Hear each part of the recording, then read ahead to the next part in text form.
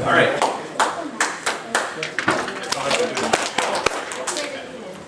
Welcome everybody. My name is Bill Mueller. I'm here from Rockport, Massachusetts, Mass Circle.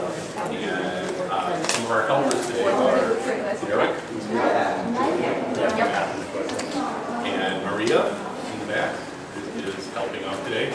And is Luba here? No. She's here. And, oh, there's Luba is also helping out today. So, we'll be sort of circulating around as we do activities. Now, we're going to be talking today about something robots, about how we talk to robots and what you have to do to talk to robots. I have to make an admission right off the bat. Real question already. Great. I don't really talk to them. What do you program? Well, that's a good point. That's what we're going to talk about. Is that way? But you could just control it with a controller. What was that? But you could just control it that is much more easier. Well, so the point was, what if you just control a robot with a controller? It's sort of a way of talking. Well, how does the controller know what the robot is to do? How does that talk? So what I have to tell you, though, before we get started, is that I'm actually a robot. Okay, just so you know, before we get started. Now, is that okay with everybody? Does everybody believe me? No. You don't believe me? Let's look inside your body. Well,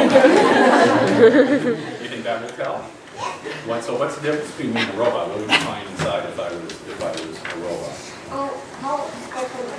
Different codes, like wires, different codes. Controls and wires and stuff? Yeah, what do you think? Like boards, many types of mechanical stuff in it, and that stuff. All right. And engine. What's your idea? Actually, you could not find out because you could have everything like a person, but they are just like the color of it. Well, thank you. So my body inside looks a lot like yours. So I don't have a lot of wires and controls inside. It looks a lot like a regular person. So that's a good point. So everybody sort of gets that a lot of times we think robots is their bodies are made out of something different. But what else is different about a robot? Suppose you wanted to get a robot to do something. Suppose you wanted to get a person to do something like one of your friends, but instead you got a robot. What's the difference? They usually don't have common sense. You don't have common sense, whatever that is.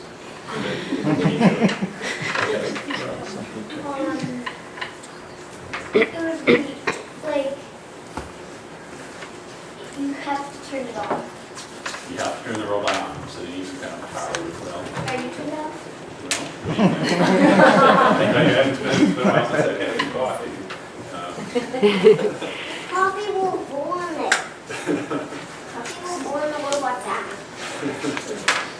So, okay, these are all good. So you got to turn a robot on, maybe they don't have common sense. Suppose you want a robot to do something like this robot is supposed to be a robot that cleans up your room or something. Now, if you wanted me to clean up your room, or if you wanted to, let's say, if I was, you just say clean up my room, and I either do it or not, right? I know what you meant. But if you wanted to tell a robot to clean up your room, can you just say go clean up the room? No. Well, maybe it was You have smarter. to program them first. Well, what does that mean? You have to build and then program Well, it. what does that mean, programming? What is a It program? means that you have to tell it what to do. Put a program inside it, like what it needs to do, and it will. What if I just put inside of it, go clean up my room? What's wrong with that? It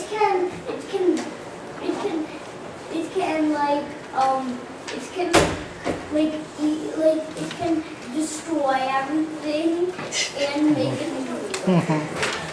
Like destroy the room? All right, that's possible. Maybe it doesn't know what that means. You have to get it sort of similar instructions. Like clean up my room. Can you Talk slowly. You're saying as long as you talk slowly? You can say yes, but I don't want it. Okay, one more. You should make it into little steps and just like programming That's good. program it in a programming language which is like a language which the robots understand. Right. And so you have to make it, you have to program it one step at a time. So One not step like at a go time. clean up my room, Little but step. That's like right. it says, is room clean? So that's a great observation. Now, one thing, you have to give it a lot of simple commands and tell it one thing at a time. First do this, and then do this.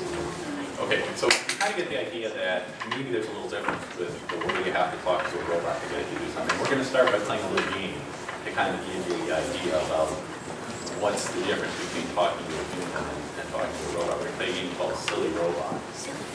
Maria here, who also happens to be a robot, is gonna start. Now, like I said, she's a robot, and what we want Maria to do is a simple thing. We want her to open up that bottle of water, and we want her to pour the water into the glass so that you can get a drink, okay? She's a robot.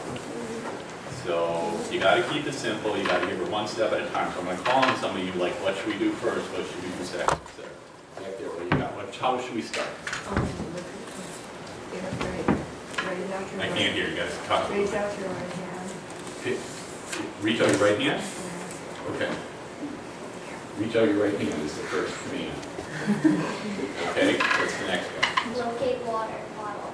Locate water bottle. Okay. Take off the water bottle's cap.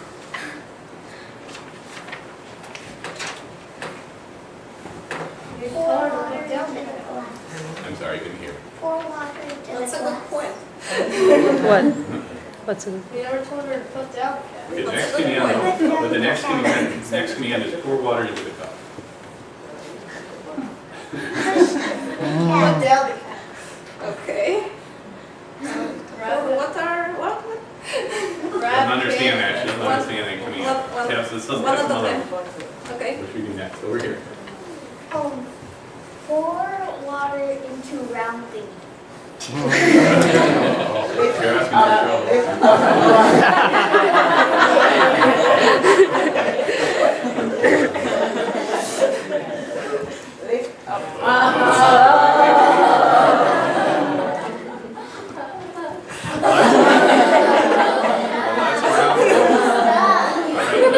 Stop, robot, stop. Okay, so where are you? Told her to go back. Okay, so I said She stop. wanders around aimlessly when she doesn't have a command. Okay, so now there she is. Let's try something else. Let's try another strategy. Take your hand and put it in the middle of the water. Grab the water bottle.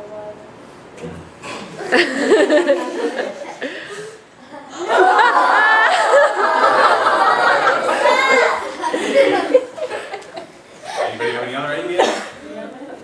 Oh, go ahead. Aim the bottle into the cup. Okay. Aim the bottle into the cup.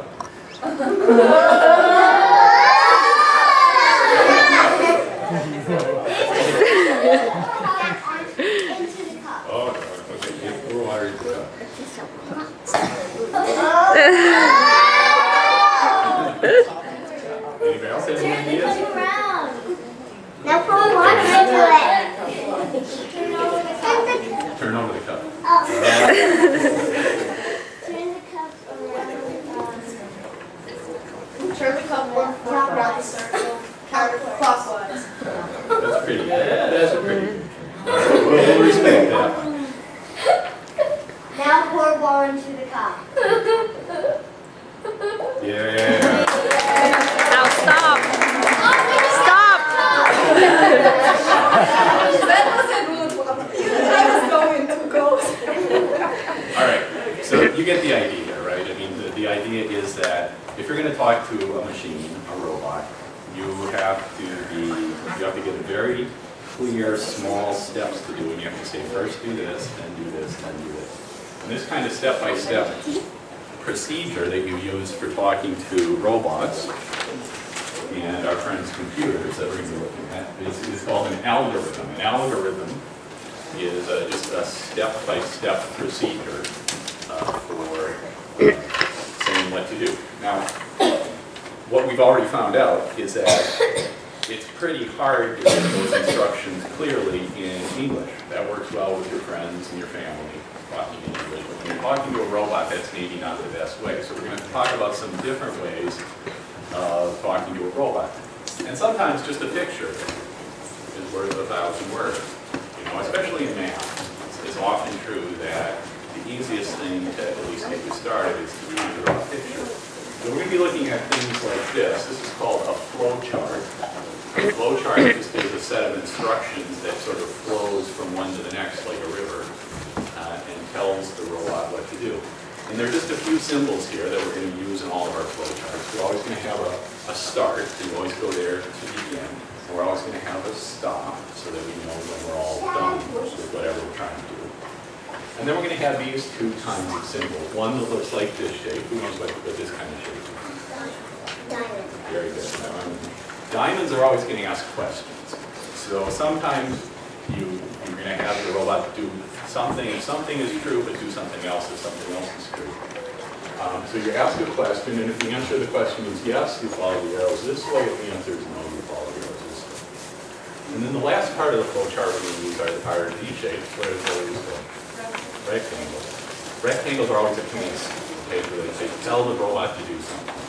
So all we're going to do is draw these flowcharts to sort of ask questions of the robot, you know, what's going on right now. And then depending on what the answer is, we'll do commands and tell the robot what the next step is. So here's the simple robot flowchart for cleaning up your room. It says, oh, I can't clean my room, it's too much of a mess. You know, that's just sort of the common attitude, you know. But here's a good solution, just do one thing at a time. And that's sort of what this algorithm says. It says, you ask the question, is the room clean? Well, no, it's not, it's a mess. So if the answer is no, I go down here, clean up something.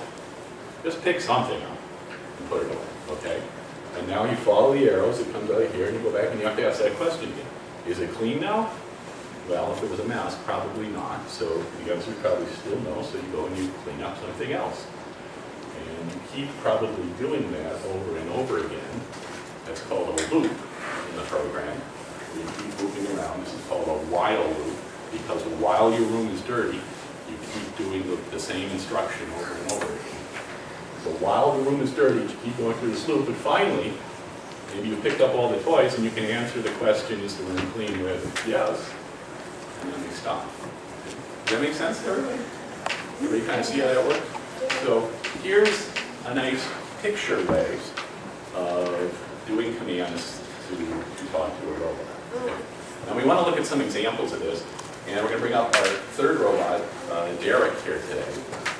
And we're going to, let's get all the moves.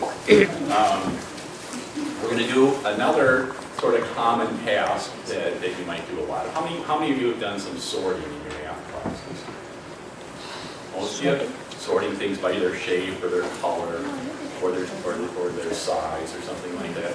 You all know what that means, right? Putting them in order. So we're going to take some volunteers to come up here, and we're going to put you in order of how you are. So let me get about, what do you want, 6? So let's get 1, 2, 3, 4, 5, 6. Okay. We'll have other opportunities for you guys up. Gum yourselves up. We don't want you in order. Just sit, just anyway. Okay, now what Derek is going to do, you can go over that. That kind of an We're order. going to try and sort the kids so that they're in order from the smallest to the tallest. So the smallest should be on this end and the tallest should be on this end, okay? But it's over in order. She's a lot taller than you are, so she's in the wrong order, right? We want the smallest over here and the tallest. Oh. I thought it's the other way around. But then we just have to turn around. So somehow we're going to have to turn it around, okay? Now, if I were to tell you guys, you're humans, I assume you're all humans, is that right? None of you are robots? If I were to say just sort yourselves out, you guys would probably know what to do, right? You just do it, right? But Derek's a robot. If you just tell him to sort you out, he's not going to know what to do. So he's going to show you his own robot way for sorting you out. Okay. So we're going to do something called a bubble sort. It's a very easy way to do things, but it takes a long time. So for a robot, I'm just going to go through, and just like this loop, I'll say, well, are we sorted? And the answer is no, right? So I'll look at the first two people. I'm going to say, well, let me compare you to. Okay, yeah, I think you're a little taller with the hat on, so I'm going to flip you. So we do to swap. So I'll move through, and I'll look at the next pair. I'll say, I'll compare you to them. Yeah, I think we do a swap. So one at a time, I'll go through and compare you, and then I'll swap you. You gotta swap with them. So, what do you think? You need to swap? All right, and I'll compare one at a time and then swap them. So the loop is this. Are they in order? No. Okay, swap them. Garrett, you might want to stand behind them so we can hear you. So you talk about it up. Do Yeah. you think we're sorted now? No. So I'll go back to the beginning. What do you think? Are we good? I think you're a little taller, so let's swap. And then I'm going to compare the next two. And we're going to swap. And we're going to swap. And swap. And we're good. Are we sorted yet? No. So I got to go back to the beginning. And swap. Swap. Swap. Okay, I think we're good. See, so what about now? Are we finished? No, not quite, man. So we're going to flip you two, I think? Yeah, swap. See how this is taking kind of a long time? That looks good. Check, good. Still good. Are we sorted yet? No. We're not? The girl is Oh, first. the first two, okay. Okay, you're right. We're going to flip you a little bit. And we're good, good, good. And we're done, right? Okay, now, question. How many different blue boxes does Derek know about? When he's doing that sort, how many things does he know how to do? What's one thing he knows how to do? Yeah, go ahead. Go ahead, I'm sorry. I got that back with the projector in my eyes. Okay, that was bad. He knows how to compare people and when to keep them or to swap them. Very good. So that's one thing he knows how to do. Look at two people, compare them, and swap them or not. Anything else that he does? When he was sorting you out?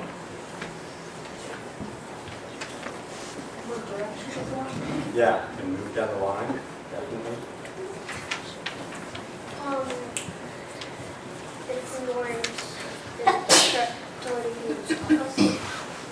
I couldn't hear that. if we weren't in the correct order, then he would show us. Okay, so we've got that one, right? He knows how to swap. There's one other thing he does. Talk. He didn't have to be talking. He could have gone through it without doing any talking. Let's take a quick look at the flow chart. Derek's going to sort you out again in a second, so if you could just move off to the side for a second so the projections. Next time, so let's sit for a while. And then we'll get you right back because we're going to sort you We'll again. get other kids. Okay, we'll get some other kids to come up. Thank you. So this looks a little complicated. What we just saw is called a bubble sort. It's a very common sort of sort. And it's like, because the littlest one kind of floats up to the top like a bubble in water, okay? So it kind of bubble up by all those swaths. It's called a bubble sort. But here's the flow chart for it, and maybe it looks kind of complicated, but it's really not, because you can see there are only two blue rectangles, only two things to do. Either swap or go back to the start of the line. Remember, he had to keep going back to the start of the line. Is it sorted? No. Is it sorted? No. He had to keep going back to the start of the line. So the two things that the robot had to do was know how to swap and know when and how to go back to the start of the line. And in between, Derek had to ask all these questions to see what was the next step. Are the next two in order? Is he looking at the pair? We already said this. And if the answer is no, he has to swap them. If the answer is yes, then he has to ask, well, are we at the end of the line? If not, can we move down the line? and then you have to ask if they're sorted, and if they're not sorted, you go back and start all over. So you can see with just these simple symbols here, you can do something that a robot could do, and you can imagine a real robot doing that kind of sorting, right? Where they go through and they just sort of swap things when they come. And this is a flow chart that shows you a diagram of how that works. Now, just before we do, Derek does another sort with you. Let me just show you how a computer would do this bubble sort. It's a common thing to get computers to do. Computers, of course, are just the robots you're most likely to see every day, right? These things are just robots. They're not going to do anything unless you give them programs, like you were talking about, or instructions. Now, here's some instructions for a computer to do a bubble sort. It doesn't look like English, first of all, and it doesn't look like a flowchart, but it really is a flowchart. That flowchart that we were just looking at, this is just sort of rewritten in a language that the computer can understand. And down at the bottom there you see those four. Those are just sort of asking questions. Those are like our little diamonds. And then the commands that come later are like the blue blocks that say, okay, if you answer the question this way, do this, and so on. So you can take those diagrams, those pictures, and turn them into this, which is called computer code, which is just a way of giving the instructions to the computer. Now let me show you how it works. So let me just take 5 numbers here. Say,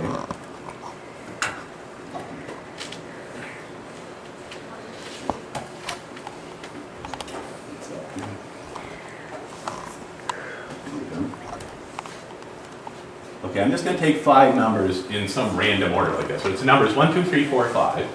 They're not in order. We want to do a bubble sort. We want to tell the computer what to do. And we're going to do just what Derek did. So we're going to start, so we want them to be 1, 2, 3, 4, 5. Okay, that's our goal. That's what we're trying to get. We start here, and what do? What's the first thing we do? What? What do you mean, 1? Start with 1. No, not if we're going to do what Derek did. Not if we're going to do a bubble sort. Sort? Sort? Well, we're trying to sort it, but what's the first step? This is the thing.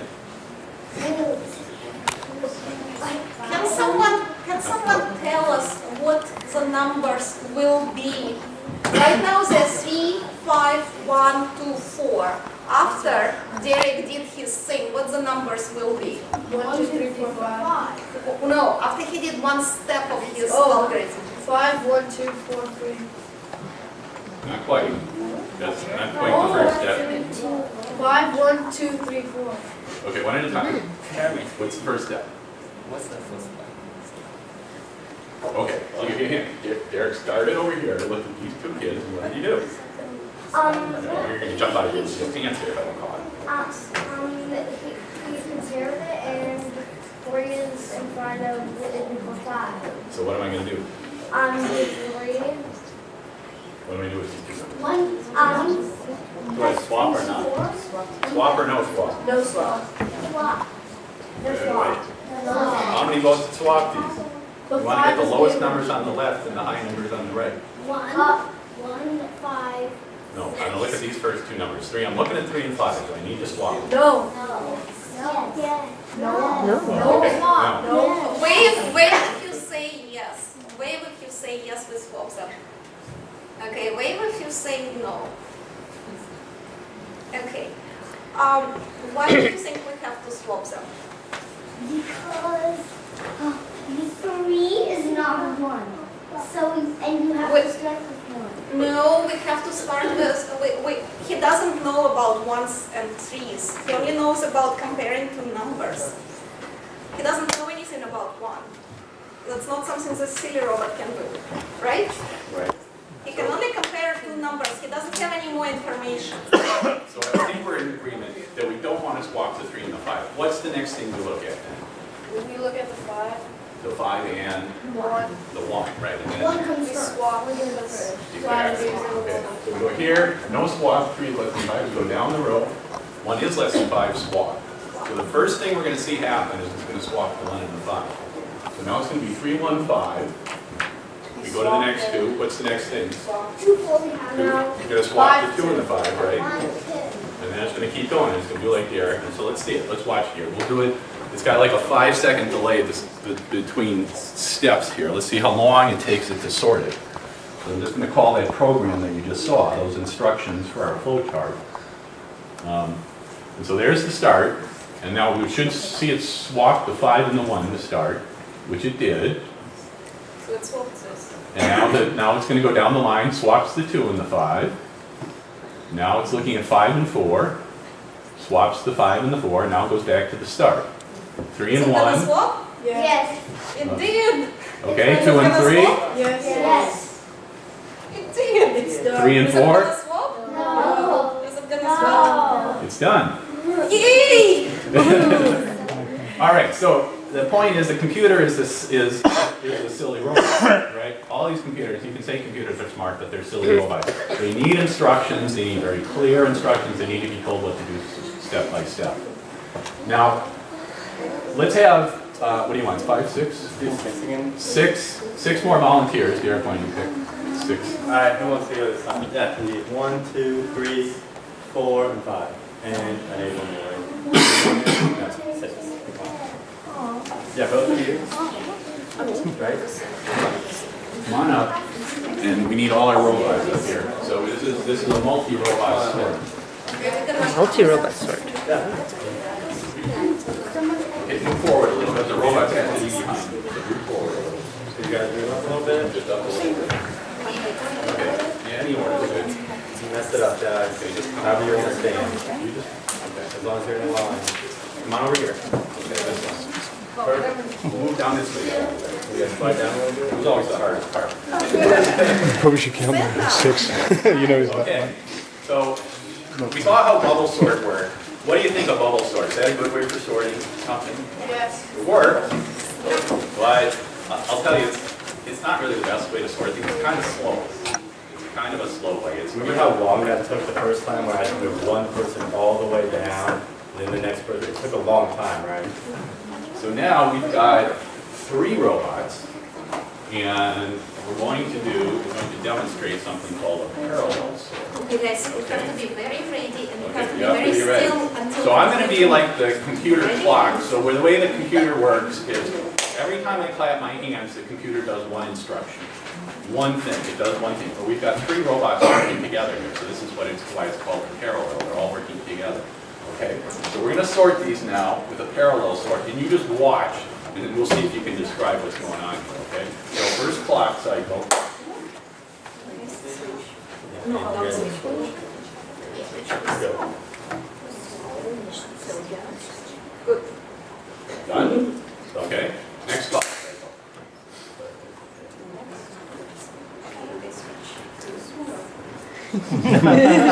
It's hard.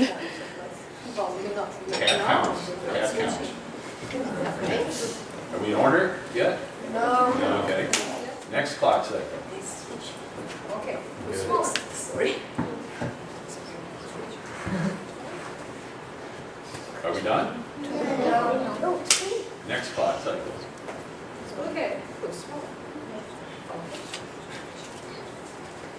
Are we done? Yeah. Yes. Yeah. Close enough. No, no. Close enough for me. Yeah. Yeah. Okay, so let's just say that, okay? Sit down.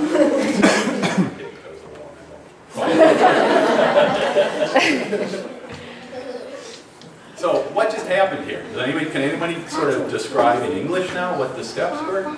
Go ahead.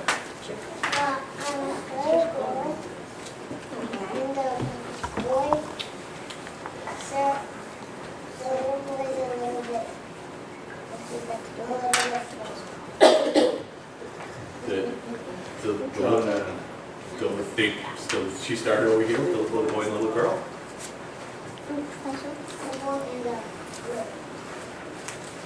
What about them?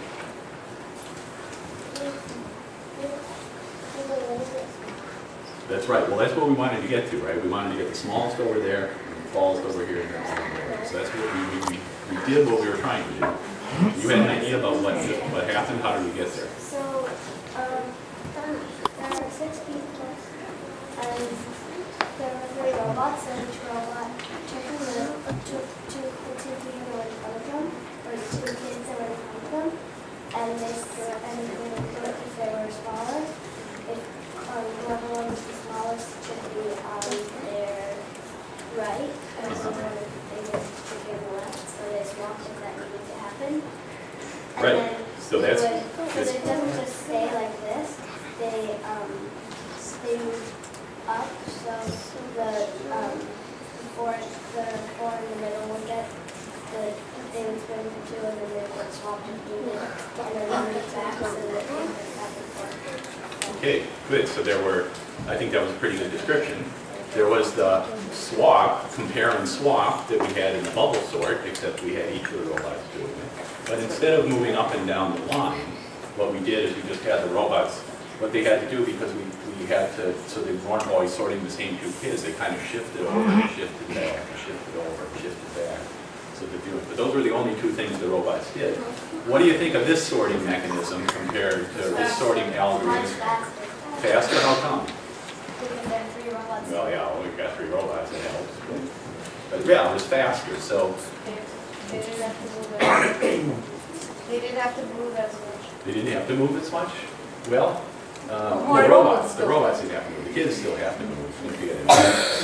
The robots didn't have to move. Okay, so any bad things about this algorithm? Or is it just way better than bubble sorting?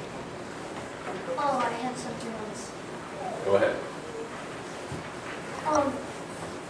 The tallest kids were over here in the other one, Yeah. and so they had to move them all the way down, all the way down, all the way down, etc. So you're saying when the first sort, it was more out of order to start with than this time around. So Let's check this hypothesis. Let's sort them in the opposite order this way and see how fast that goes.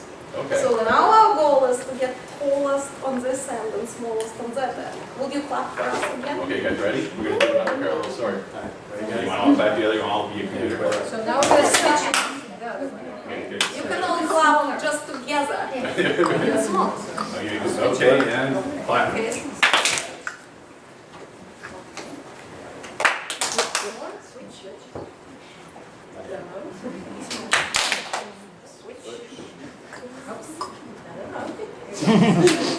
Wow, we're getting ahead. There's smoke coming out of the computer.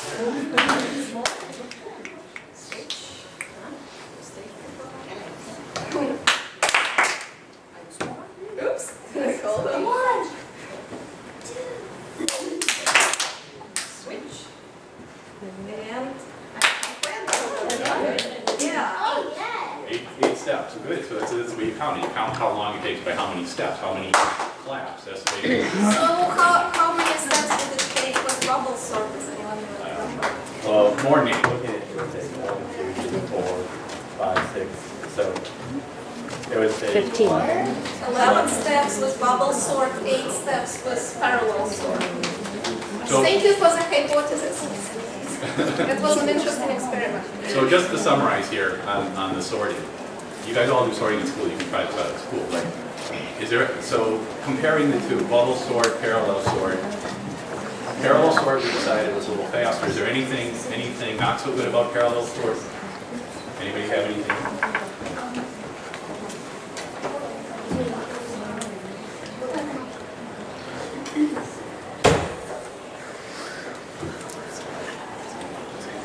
Okay, go ahead, think about it.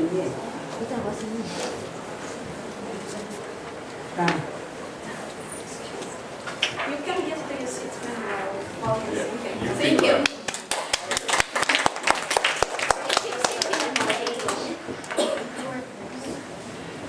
Okay, so there's the point is there's some trade-offs. Sometimes an algorithm, bubble sort was pretty simple to explain and pretty simple to draw a diagram.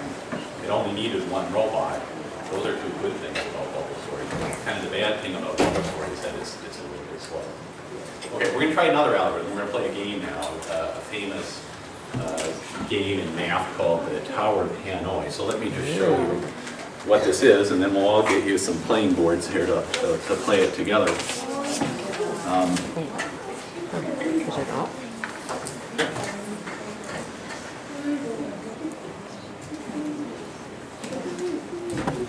What happened to our projector? Something bad. We have 3 people, but suddenly we don't need. Turn off. So it takes more computer power. It takes more of Maria, do you know what that is? It takes more computer power. Maria? Yeah? Why is it off? If you turn it off, it won't. Well, it was off. It was on. It was on, but then it turned off. Well, but if it turns itself off, we can't turn it on because it has to cool down now. Ooh. So Just demonstrate, Hanoi. yeah, we'll have to do without for the next 10 minutes or so. Okay. Okay, let's do it on the board. We can There's no I board. don't know why Well, it just do it on the turns wall. off. I don't know either. Maybe No, it's- There's the- no board. Use this. Oh, No, that's okay. I got an idea. Maybe it overheated, but anyway, we Okay. need some rest. So here's what we'll do. I'll just show you the game with the playing pieces here. We're going to see it on the computer, show you the computer can do this. So we'll do that when we get our projector back. Hopefully we will. So here's the game. It's called the Tower of Hanoi, and the idea is that you have this board with 3 pegs on it, okay? And then on one of the pegs, there's this stack of these discs. Can everybody kind of see that? Has anybody ever seen one of these games before? I always say that oftentimes, like, you go for like kids, they have these discs stacked up on one peg, you know, like the colored plastic things for kids to chew on. Why they don't just give you 2 more pegs so you can play the game? I don't know, but, you know, so it's the same idea, but you've got 3 pegs. And here's the way the game works. You stack up a certain number of discs. We're going to start with 3, then go on to 4 if you guys get it. The more discs you put on, the harder it gets, and it gets hard fast. So once you get up to 5 or 6, it takes a lot of moves to do it, and it gets really hard. But the goal is to move this stack of discs from the peg on the right to the peg on the left. Okay, so we'll call these pegs peg 1, 2, and 3, so, okay? They start on peg 1, they've got to move over to peg 3. There are only 2 rules to the game. I don't know. I can do Can we tell them the rules? Yeah. What are the rules? So, What's rule number 1? the biggest, the medium has to always have to be on the big, and the small always has to be on the bigger. Okay, so I'm going to summarize that. What he just said was the smaller ones always have to be on top of the bigger ones. So you are not allowed to put a big piece on top of a small piece. You can use these, move these, you can move them over, but you can never put a big piece on top of a small piece. You can only put small pieces on top of big pieces. The only other rule is you can only move 1 piece at a time. So you can't like swap. Okay, swapping is not allowed. You move 1 at a time, from 1 peg to the next. So, for example, we're going to use, instead of pegs, we're going to count these as our 3 pegs, and these are going to be our 3 discs. And we're going to start with them over here on peg number 1, okay? And then you start moving them. I can move this one over here, and then maybe I can move this one over here. Get my fingers here, you know, and so on. And I can move this over here because I can move the little one on top of the big one. But my goal is to end up like this, with the whole tower in order over on peg number 3. Do you have to move over a board because it's like You can move 2. You can move any open peg or anyone, as long as you're putting a smaller one on top of a bigger one, it's an okay move. You don't have to move over just one. Everybody got the rules? Yeah. Okay, so we're going to try it with just 3, see if you can do it with 3. Raise your hand if you get it with 3, and then we'll give you a 4th square and see if you can do it with 4. So we're going to hand these out. Just find a little space in front of you there, and we'll hand these out so everybody gets the set.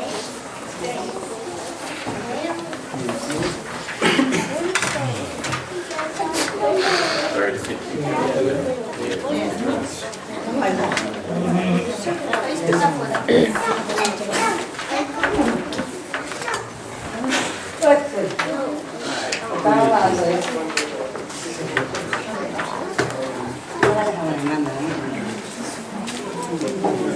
it a try. Here you go. Everyone got good.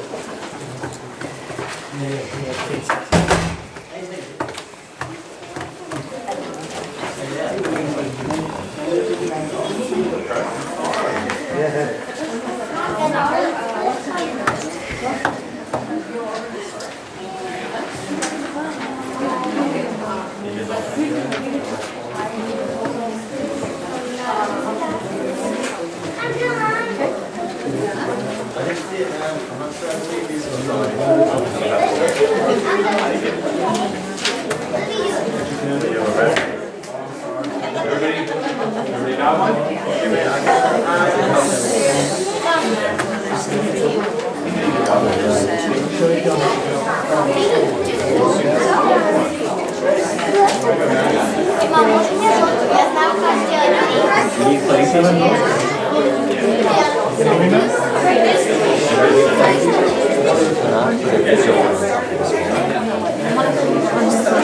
Do you not have the plain pieces yet? You can't take them out of the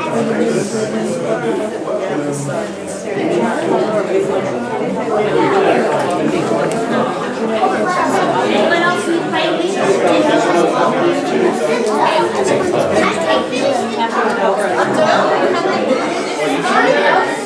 At the end, the whole stack, yes.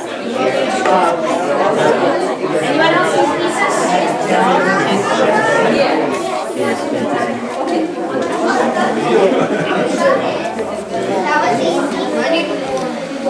No, you have to move one piece at a time.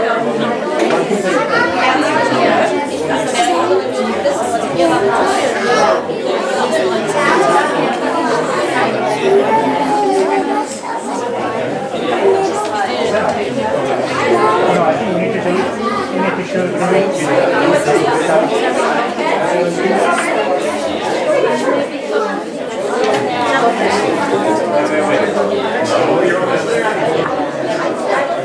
She has something.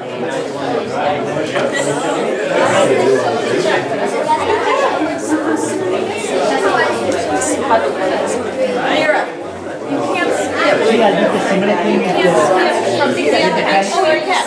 Okay, start here. You have an extra step, because then these are in the leg. And then you really can, You're done? you know, that way. remember the other thing I told you, the cannibal and remember the other thing? The cannibals across to the phone. Yeah.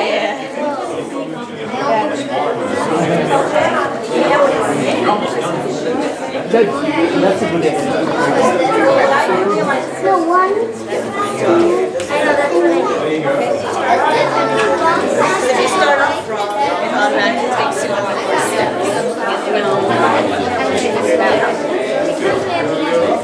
Let's do those with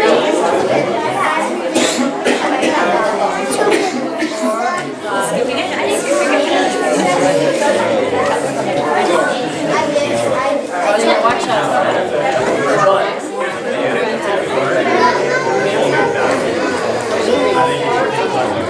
Yeah, same thing. Okay.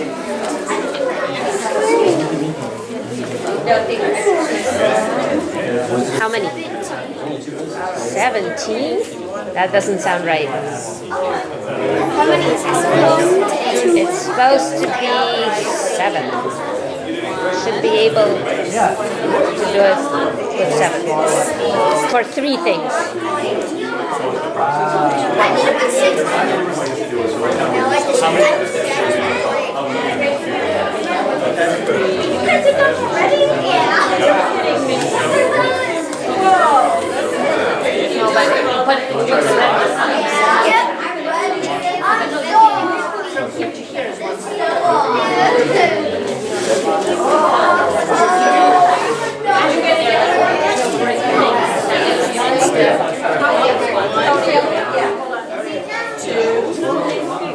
William, how about Bill?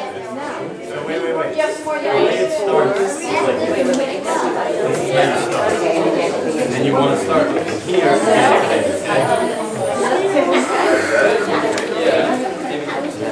Oh, yeah, these are hard.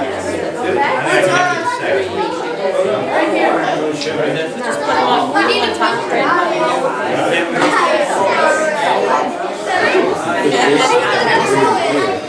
That's 10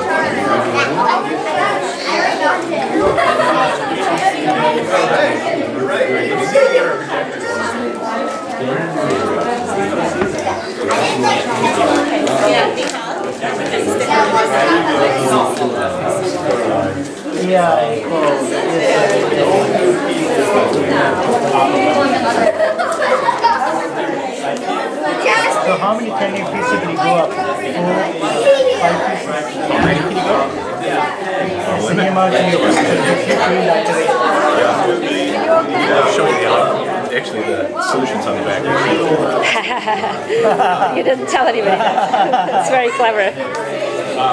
Really? Okay, look at the back of the sheet.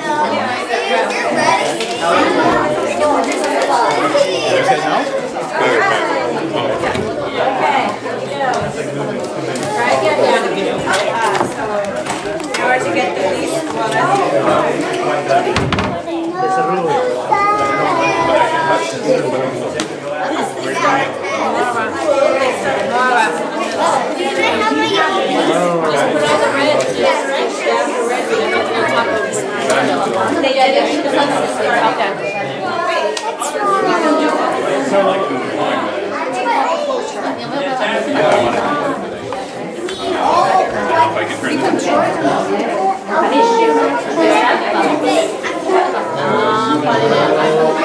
Okay, sure.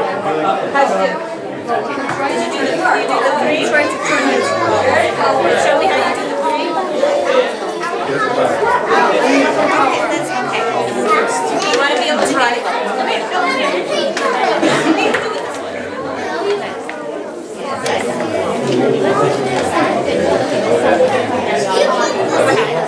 We have to put this one. Think about it.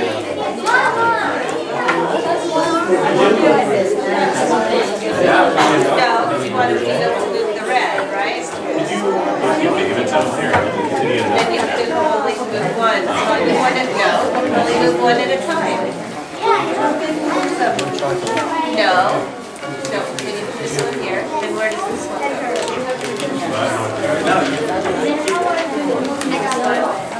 You don't have another color here. Yeah, we do. Put it there, right?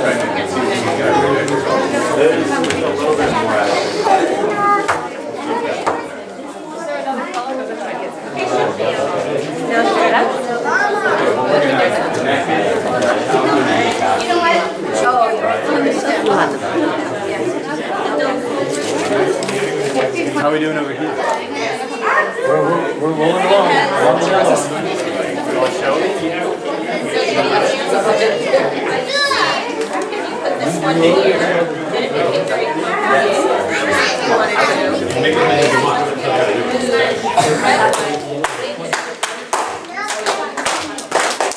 Very good. Okay, so we don't seem to have a projector, so we're going to kind of wing it here to finish up. Everybody did great, by the way. It seems like just about all of you guys figured out how to do 3 and then 4. And some of you even did 5, which is great. Now, on the back of your playboard is a flowchart that shows you the secret steps to do this for any number of pieces.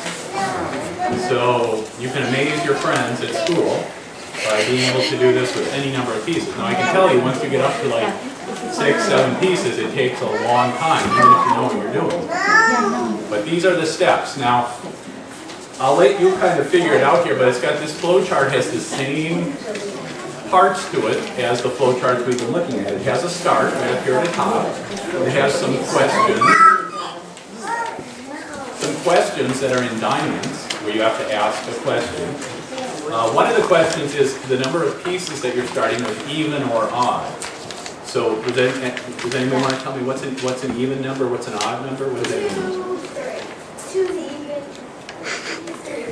2 is even. 2 is even, 3 is odd. So the even numbers are like 2, 4, 6, 8. The odd numbers are like 1, 3, 5, 7. So the first thing you're going to ask is how many pieces are you playing with? Is it even or odd? And you go, flowchart sends you off in one direction or another doing it, okay?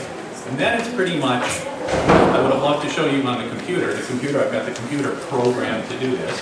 But once you see the flowchart, you've already seen how I can take a flowchart, change it into computer instructions, and have the computer play the game for us. But what you do is, the basic strategy is you take the top 3 pieces, you move the top 3 pieces over to the middle peg, Then you move the big peg over to where it's supposed to. There's the big piece over. There you go. Okay? But if you do this, you can do it with any number of pieces. One thing you need to know about this algorithm, we got a new projector, so maybe we'll do this if you can get that hooked up. What do you get the 6? One of the instructions here, it says either move the pieces to the left or to the right. So it says take pieces, the pieces are numbered 1, 2, 3. So 1 is the smallest piece, 2 is the next smallest piece, 3 is the next smallest piece, like that. And then all the other pieces, we just call them big pieces. Okay? So you're moving around piece 1, 2, and 3, and then you move the big piece. And sometimes it tells you to move to the left, move the piece to the left, and sometimes it tells you to move the piece to the right. But here's the thing. If you're over here on this peg, peg number 3, and it says to move to the left, where do you go? What do you think? There's no more board here. What do you think we're going to do? We go to peg number 1, that's right. So really, your playing board is really not a flat piece of paper if you think about it. Your playing board is really a cylinder, okay? So when if you're all the way at the end here, and you have to move left, you go over to the first one. If you're at the start as peg number 1 and you have to move to the right, you go to the third one, like that, okay? So you kind of you move to the left this way, and then you go around back this way. You move to the right, you go around this way. If that's all you need to know, and you can follow the instructions in the flowchart, and you can do it for any number of pieces, okay? So we'll see here in a second if we have a projector. How much time do we have left? 5 minutes, okay. So here's, we'll see if we can get this going before you leave, but here's the last thing I'd like to ask you to do. You all got some sheets of paper and some pencils there, we can hand out some more. I'd like you to just draw a simple flow chart for something that you do every day, but you want to tell a robot how to do it, like, how do you get to school in the morning? Or how do you make breakfast? Or something like that. And I want you to think of just using those symbols for start, stop, the same symbols that are in this flowchart. Start, stop, ask a question, do something. And see if you can think of something simple that you do every day. And see if you can find an instruction for a computer or a robot. Okay? So if you don't have a piece of paper, just raise your hand and make sure that everybody gets it.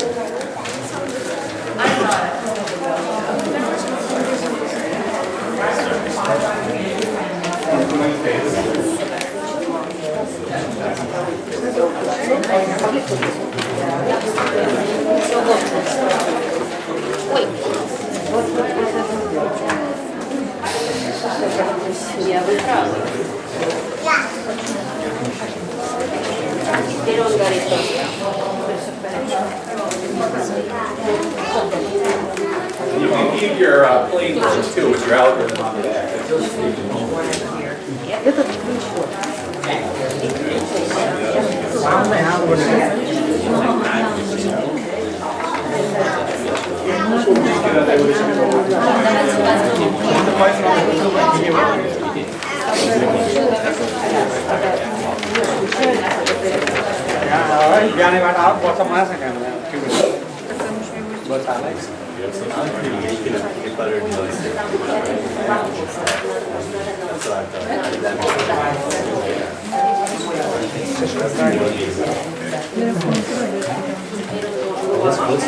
Let's go over what these are.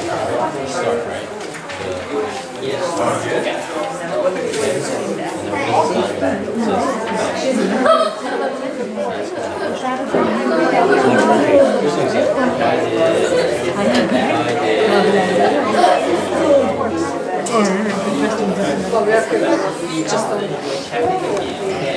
I don't know how to get that thing out.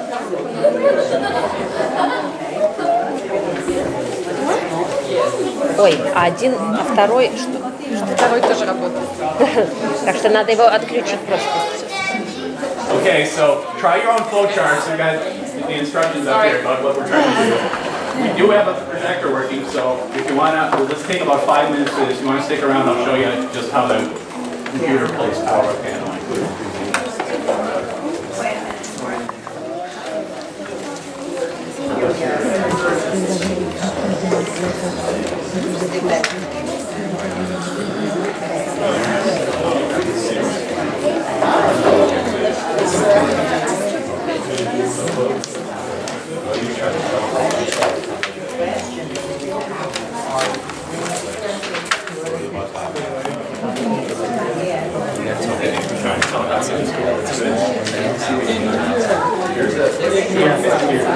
Maybe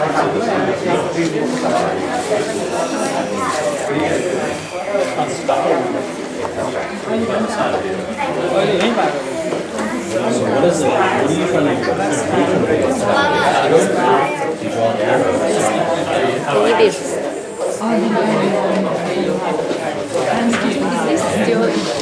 this is still the the end of number 3. Okay, so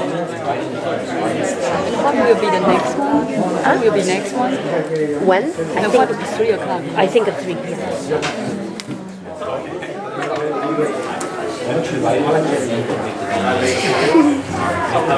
А что это делает? Разрезает на маленькие кусочки? Какая цель алгоритма? What's the goal of the paper? Cut paper. Well, to cut paper up into little pieces.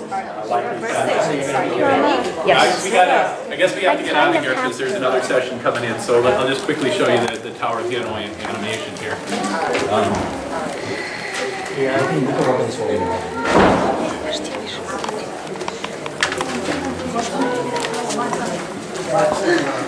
All right, so here's Tower of Hanoi. I can tell a computer any number of pieces I want. I just told it 4 to start with here. But you can see that we know what the steps are going to be. We don't have much choice but to take on peg 1, start with the first one there. And where do we put that? Well, we put it in the center peg, just kind of move it there. Now, what do we move? We don't want to pick up that one on peg 2 and move it to the third one. We could have done that in the first place. So our only choice is to get the second one. We can't put it on peg 2 because we can't put a big one on a small, so we got to move it over there. Now you tell me, what do we do next? You all figure this out. Put the small one on the... Okay, move the small one on peg 2 over to peg 3. So we kind of moved the top 2. Okay, what's next?